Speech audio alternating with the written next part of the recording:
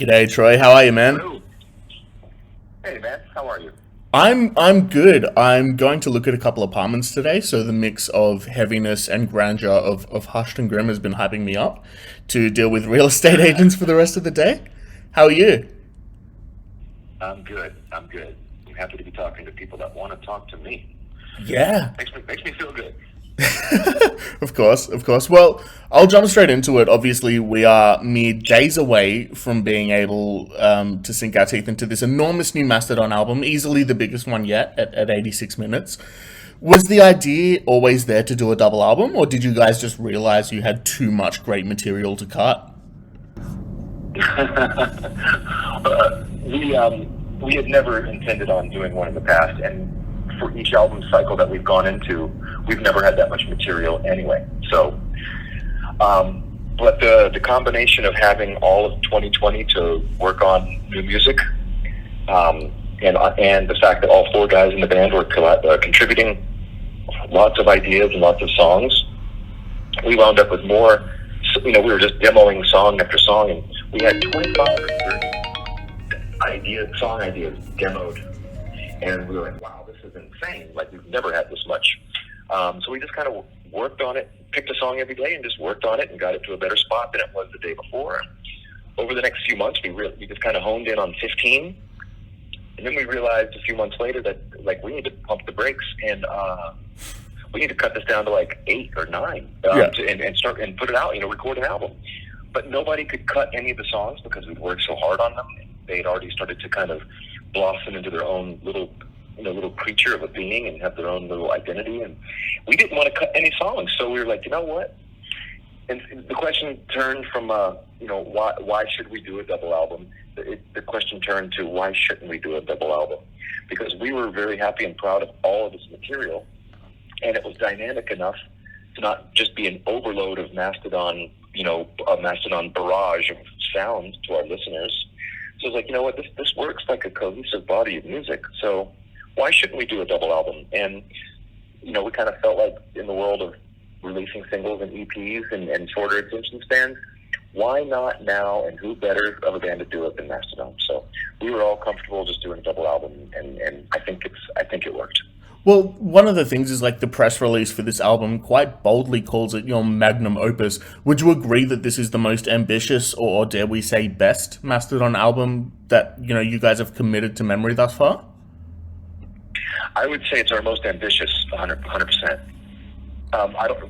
I don't know. I mean, every time we get done recording an album, I love it, because it's a brand new creation. It's our newest baby, and I'm just, full of, it just reeks of pride. So I love them all. But this is by far the most ambitious. We all went in with the agenda of let's go big, let's go broad, let's throw everything at the table. Let's write everything that we're coming up with and try to make it as each song as great as we can. And emotionally, it's out there. We wrote a song about our biggest fan and our dearest friend and our band's manager, Nick John, and he passed away. And he made all of our musical dreams come true, and he was our best friend. And how are we going to deal with this? So, kind of putting, having just writing tons of music and just pouring our emotions into it, and then listening back to the finished product after a year of writing it and several months of recording it. Just listen back, but we're just very proud of it, and it makes us feel good, and hopefully that will carry over to a lot of listeners around the world. And so I do believe it's our most ambitious. Yes. Hell yeah, man. For those type of reasons. Yeah. I don't want to go dark or anything, but as you mentioned, there is a tribute to your late manager, the downright legendary Nick John. How did you set out to honor Nick's legacy with Hushed and Grim? Well, you might get 4 different answers out of the other 3 guys in the band, but it's all going to be very similar. To me, I was hoping that we would create what I've said, like a beautiful musical memorial to and for Nick John. Basically a giant thank you. That's what I was hoping this album would be, and it turns out that I believe that we achieved that. That makes us. We needed to do that, I believe. The album writing process started and the four of us were very upset and very angry and very confused, and and over time, just in the past year and a half of writing music and recording it, we basically went through almost every stage of grief in that process. And now that this album's about to be released, we all feel a sense of closure and happiness that we were able to do. We're building the ornate headstone, if you will, at a cemetery. That's like an analogy of that. But this is a musical version of that. This will be standing. This is a piece. It's music, but it's a concrete piece of art that will live forever. And I think it's very moving and touching and very full of gratitude and love. And so I think we achieved what we didn't talk about what we wanted to do. It just was a given between the four of us. Like, oh, this is horrible. Let's do something beautiful.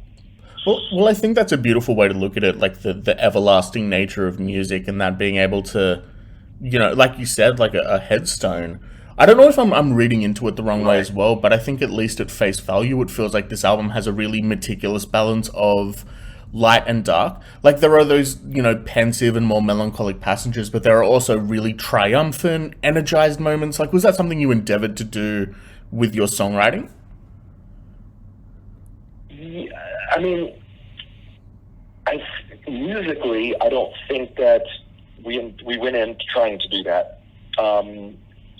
But I think naturally there's going to be all the emotions, all the colors, the light, the dark, the sad, and the glad. And I think that's all part of it. I think that's all part of the process of just dealing with his loss and getting together and writing music with each other.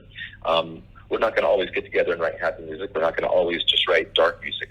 It's going to be a mix. Every few days someone's going to bring an idea and it's just going to sound different. Only contributing to a record that will hopefully be full of, full of emotion, a range of emotions, and be multi-dimensional. So yeah, more of a natural progression, I believe. Sure. And then in terms of sound, like you mentioned color, and I feel like the black and white cover of this album is a little deceiving because musically, at least, it is just packed with tone. Like you've got elements of rock, psychedelia, punk, metal, alternative, prog. Like, sure, it's an hour and a half long, but there's so much going on that you can't really get bored with it. Was the intention there to really break down the barriers of what's possible on a Mastodon album? I don't think that was the intention. Just this collection of songs kind of started to rear these, a multi-headed beast, and each head had its own character and its own, personality. And we've never had this range of sound and feel before on any previous album. So it's exciting to feel bold and go into a musical territory that we've yet to explore. And we want to keep evolving as a band, and we want our albums to sound different than the previous one and have a life of its own. But with this one, I think there is a little something more special to it. But more of a just the way it kind of happened. It wasn't really premeditated to be like this. Well, you mentioned like wanting each album to be better and sound different than the last. 9 albums in, does that get difficult? Having to go like, shit, what do we do that we haven't done before? I could see how it could be difficult, but thankfully we have yet to hit any type of writer's block. Like I said, we all contribute ideas and riffs and songs to the band. So we've never hit a wall. We've never hit a collective wall. So that's a great thing. And I hope we never do. Yeah, well, yeah, fingers crossed. Are there any parts on this album in particular that you listen back to and go, fuck, man, I can't believe we did that? Yeah, there's a handful of them. I'll make a couple brief ones, like Sickle and Peace. That just I call that like our big boy. We put our big boy pants on when we wrote that song. It just has like this feeling of like a band like us that's been around for a while. Like to write a song like that, we could have done that song on our first album or two. It's got more feel, more maturity, and more badassery. I don't know. So that song, I listen back and I'm like, wow, I'm really, really proud of us for doing that. The slower song on the record, Had It All, that started out as a very simple, stripped down, sad acoustic guitar song bordering on like power ballad. Turns out it's this very dark but emotive piece of music that is layered with French horn played by my mom. And then it winds up in the end with this ripping guitar solo as the guest spot from our friend Kim Thiel at Soundgarden. So the song started as one little idea on acoustic guitar, and then how it finished in this big, grand, just incredible song. I listened back to that, and I'm beyond proud of that one as well. And there's multiple songs on the record that I feel like, because I know where it started. It's like, hey, I've got this idea for this one part. Yeah. 3 months later, like, wow, listen to this. Look how we built this. That's incredible. You mentioned like just casually that you worked on your mum with a song. Can you tell us what that was like? It was great. My mom has always played French horn in a wind quartet her whole life, and we've always talked about collaborating to some degree if we could ever find the right time or place. And we were working on this particular song, Had It All, and our producer David Bottrill was discussing different instruments we could put in this one part to really layer it with emotion. And I suggested French horn, and he said, oh man, French horn would be amazing. And I said, perfect. I've been waiting for this moment. So we just called my mom up, and she came into the studio the following week, and I'd never been in a fancy recording studio, and we tracked some wonderful takes, and her French horn really added this layer of of emotion within the song to just really elevate it and just make it bigger and better. It was really cool moment. That is beautiful. I love to hear it. I do want to go off topic for a second too, because next year, 2022, obviously marks the monumental 20-year anniversary of Remission. Do you guys have any plans to celebrate the milestone? We've talked about that, but as touring plans are starting to open up around the globe, we're excited to get back out there and travel as much of the world as we can. So we've loosely talked about revisiting Remission in its entirety, but after spending the past year and a half working on Hushed and Grim, we're excited on playing a lot of that as well. So who knows? Thankfully the guys in the band are very open-minded and up for a challenge. So I wouldn't be surprised if we bust out Remission in its entirety at some point, but we've yet to confirm that. Well, because of how like sprawling and grandiose, as I mentioned earlier, Hushed and Grim is, do you think this could be the record that you play in its entirety right off the bat? Well, we start a U.S. tour in 3 weeks, so I can say no, we will not be playing it in its entirety just yet. Yeah, because we're still practicing, like relearning them all as a whole. But so not yet. But once again, I wouldn't put it past us to take on that challenge and play this new one in its entirety. Sure, that would be ambitious right there. Yeah, well, that's it. That's the word that we keep coming back to. Ambitious. The record is ambitious. It's fucking sick. I cannot wait to see it take over the world. We'll wrap it up here, but Troy, mate, thank you so much for taking time to have a chat. It's been rad.